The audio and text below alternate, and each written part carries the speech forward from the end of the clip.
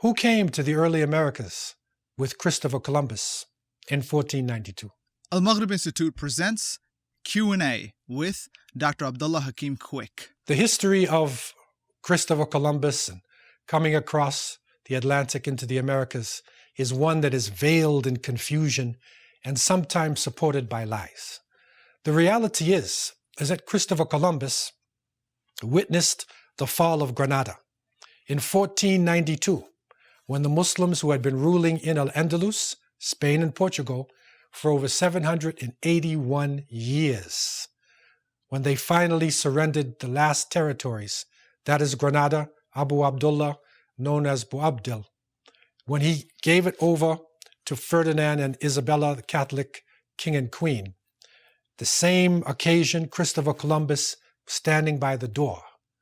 And so it switched from the power of the Muslims to Spain trying to make itself an international power. And we recognize the fact that the Spanish, for the most part, got their culture from the Muslims. It was the Muslims who developed the sciences. It was the Muslims who developed the writings.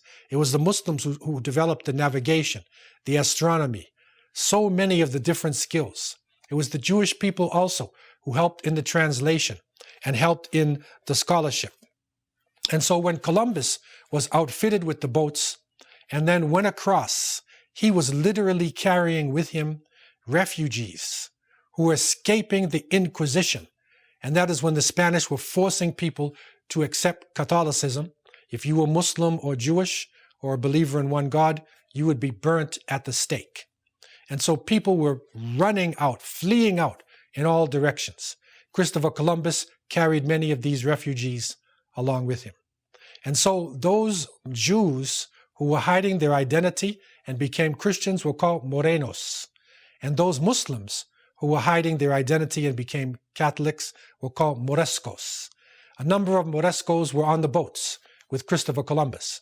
And it is reported that Rodrigo de Triana, it was a Moresco man who could still speak some Arabic because Columbus thought that he would bump into the great Khan of India, and Arabic was still one of the languages of the Mughal court.